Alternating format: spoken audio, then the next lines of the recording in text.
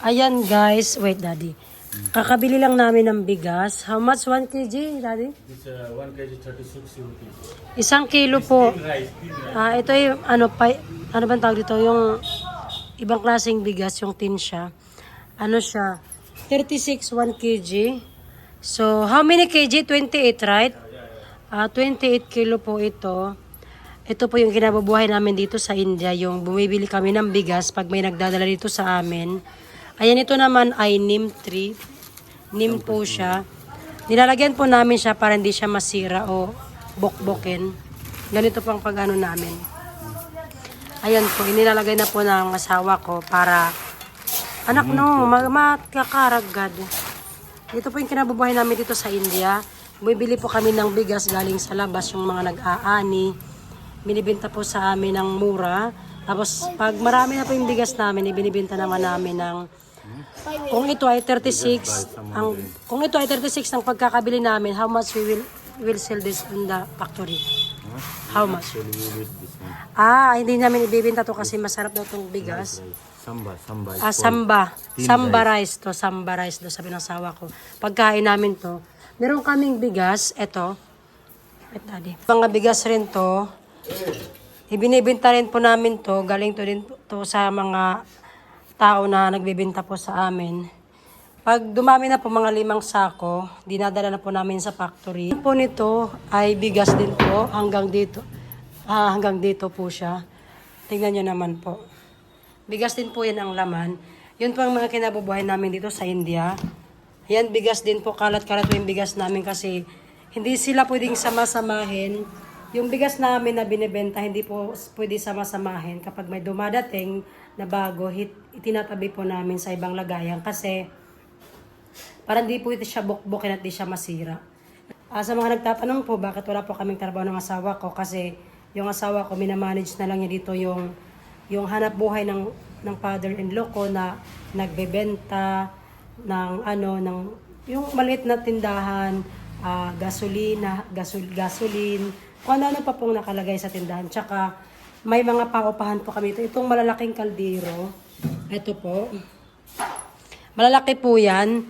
Para po yan sa mga, yung marriage po dito. Lagi po kasi may okasyon dito.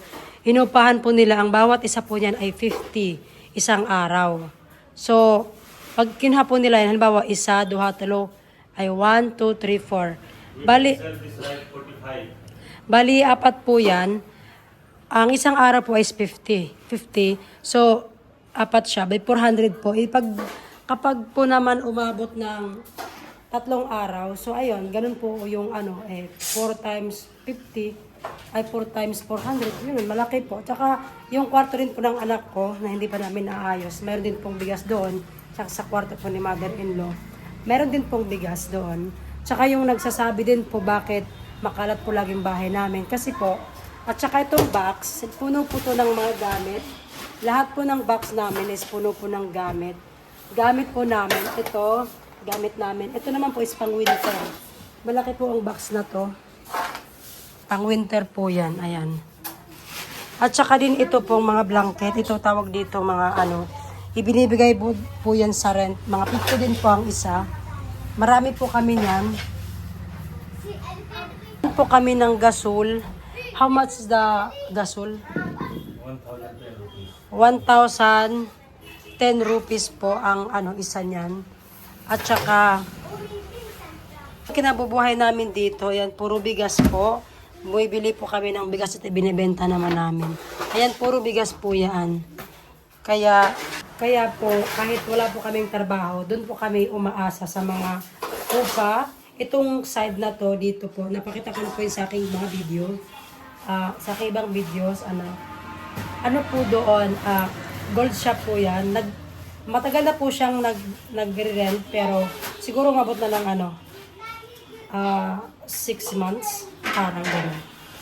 Sarado pa po yan kasi hindi pa kompleto yung gold nila. Although may mga gold na sila na nilagay dyan, kaya ayaw na namin buksan yan. Pero nagbabayad na po sila ng renta every month. At saka yung isa po na nasa labas, ipakita ko po. Ay dumating pong mga na customer na gusto ng bigas, pwede po namin ibenta yan. Ang bili namin 36, tulad na nabanggit ko kanina, Pwede po namin ibenta ng 45. Ganun po. Yan nga po yung aming paninda dito sa India. Ganun. Mama, di pa nagtapulo. Yun po yung paninda namin dito. Ito po yung paninda namin, yung mga grocery. Ito po yung grocery. Grocery po namin dito. Ako lagi mga bata. At saka ito rin po yung sinasabi ko na ito po is salon. Nag-o-open na rin po sila. Isang taon na mahigit. Every month po, nagbabayad na po sila. At saka to is patahian po. Ito ay ano namin yan sa taas po yan. Kaya kahit papaano po is kahit papaano naman po ay mayroon kaming pinagkukunan at saka mayroon po kaming inaasahan na pagkain sa araw-araw at saka yung ano rin po, yung so ayan po. Tsaka meron din po kaming inaasahan na ano taon-taon may dumarating pong pera kasi yun nga po yung lupa na may ano bang tawag doon sa nagbabantay? Nagtatanim siya doon. Ay! Ano ba yan? Ha? Yung tubig. Ang asawa ko talaga. Hinila niya yung hose pataas. Kasi maglalagay siya ng tubig. Sabi niya, videohan ko daw siya. Sabi ko, ano ba yan? Bibidyo na naman kita ulit. Mag-ano ka lang naman. Maglalagay ka lang ng tubig sa cement. Sa wall para tumigas daw yung ano. Kasi dito sa kanila, tapos nilang lagyan ng cement yung yung pinifinishing nila yung wall, nilagyan niya ng tubig maya-maya para daw maging strong yung yung wall. Tingnan niyo naman, may mga tao doon kung saan sila nagpupupo. Gustong umakyat sa taas, kahit tingnan niyo, dito lang ako sa baba. Ayan, hindi ko alam paano nila titaste yung mga pupo dyan na maraming nag-iebak. Charot. Yes, totoo naman. Nung isang araw, hindi ko alam, may tao pala doon. Nung may tao pala doon sa labas, hindi ko alam. Tapos, bigla kong hinagis yung basura. Kasi nagtapon ako ng basura, although bawal naman. Itinapon kasi, ewan ko, ba't ko tinapon? Meron naman doon, sinusunog ni Father in law. Tinapon ko, bigla ba naman akong sinigawan. Natakot ako, nagtago kaya ako. Kaya yun po, Rimnaki po pala, pinaparintahan din po namin ito kasi ginagamit nila sa pagluluto pag may okasyon. Ito din po lahat. Lahat po yan. Ito ata, alam ko 20 lang to. 20 or 20 rupees.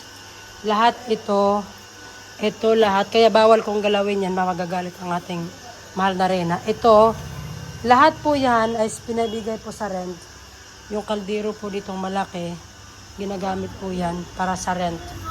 Hinugasan lang po namin yan. Pong nasa kwarto namin, ito. Binibigay din po yan sa rent kasi dito po sa India, kapag may kasalan, yung iba po, hindi sila gumagamit ng upuan.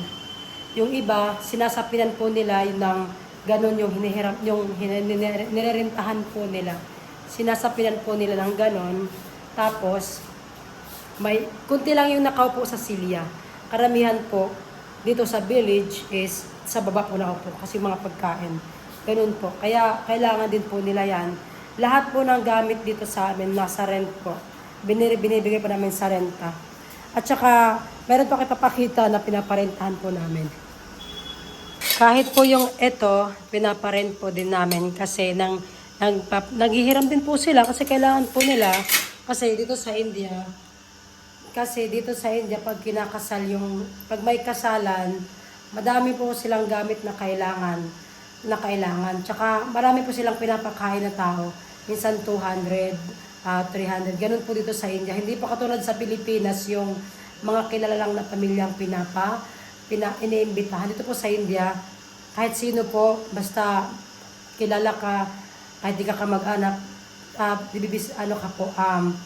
iimbitahan ka po. Kaya, kahit naman po papaano is, yun po, nabubuhay po kami sa mga rent, sa aming pagkain sa araw-araw, at may gula din po kaming tanim, sawa ng Diyos, at yun nga po, sa bigas wala pong problema, sawa ng Diyos, ay mayroon naman po kami, ay meron pong, kung minsan po, oo, nawawalan kami ng pera, pero dahil yung asawa ko, meron siyang kaibigan, nangihiram siya ng pera, so binabalik naman namin pag dumarating na yung income po namin kada buwan. Masinop din naman ang asawa ko, at saka mabait po siya. Ayun po, maraming salamat po sa nagtatanong, bakit wala kaming trabaho dalawa. Hindi naman po ako pwede magtrabaho dito sa India kasi bawal po ako magtrabaho dito kasi foreigner po ako sa country nila, kaya bawal na bawal po, pinagbabawal po yan ng government nila. At yung asawa ko, hindi siya maalam sa ibang trabaho. Ano lang talaga, drive lang talaga yung kaya niya, kaya wala din talaga siya mahanap na trabaho dito. Tsaka ayaw din niya magtrabaho kasi mura ang sahod dito. Kahit nga sa bahay lang na trabaho dito, murang-mura lang po, mga 4,000, 5,000. Kaya wala po talaga. Ayan, thank you so much po sa panonood ng aming vlog. Nagpapasalamat po ako sa inyong mga suporta. Napakalaking tulong po yun sa amin. Sana po, patuloy niyo po kaming suportahan hanggang sa dulo ng, walang hanggang pagsuporta. Maraming salamat po sa inyong lahat. Pagpalain po kayo, and sa mga ayaw naman po ng video sa amin, maraming salamat din po kasi kahit na paano napansin nyo rin po ang video namin. Sa mga may gusto rin po ng aming video, God bless po sa inyong lahat. Sa ayaw din po, God bless din po sa inyong lahat. Bye-bye!